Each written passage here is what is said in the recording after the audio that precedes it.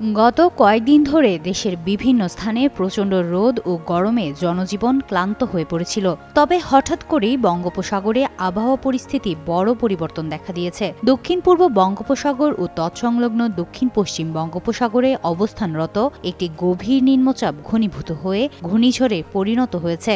নতুন এই ঘূর্ণিঝড়টির নাম দেওয়া হয়েছে মন্থা। সোমবার আবহাওয়া অধিদপ্তর থেকে দেওয়া বিশেষ বিজ্ঞপ্তিতে এ তথ্য জানানো হয়। আবহাওয়া অফিস জানায়, দক্ষিণ পশ্চিম বঙ্গোপসাগর ও তৎসংলগ্ন দক্ষিণ পূর্ব বঙ্গোপসাগর এলাকায় অবস্থানরত ঘূর্ণিঝড় মন্থা উত্তর উত্তর পশ্চিম দিকে অগ্রসর হয়ে বর্তমানে দক্ষিণ পশ্চিম বঙ্গোপসাগর ও তৎসংলগ্ন পশ্চিম মধ্য বঙ্গোপসাগর এলাকায় অবস্থান করেছে।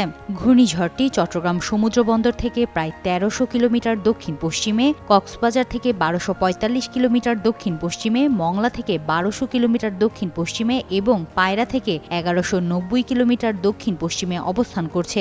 এটি আরও ঘনীভূত হয়ে মঙ্গলবার সন্ধ্যা বা রাতের দিকে ভারতের অন্ধ্রপ্রদেশ উপকূলে আঘাত হানতে পারে। ঘূর্ণিঝড় কেন্দ্রের ৫৪ কিলোমিটারের মধ্যে বাতাসের একটানা সর্বোচ্চ গতিবেগ ঘণ্টায় ৬২ কিলোমিটার, যা দমকা বা ঝড়ো হাওয়ার আকারে ৮৮ কিলোমিটার পর্যন্ত বৃদ্ধি পাচ্ছে। ফলে ঘূর্ণিঝড় কেন্দ্রের নিকটবর্তী এলাকায় সাগর এখনও খুবই উত্তাল। চট্টগ্রাম, কক্সবাজার, মংলা ও পায়রা সমুদ্র বন্দরকে ২ নম্বর দূরবর্তী হুঁশিয়ারি সংকেত দেখাতে বলা হয়েছে। পাশাপাশি উত্তর বঙ্গোপসাগরে অবস্থানরত সকল মাছ ধরার নৌকা ও ট্রলারকে উপকূলের কাছাকাছি থেকে সাবধানে চলাচল করতে এবং গভীর সাগরে না যেতে নির্দেশ দেওয়া হয়েছে।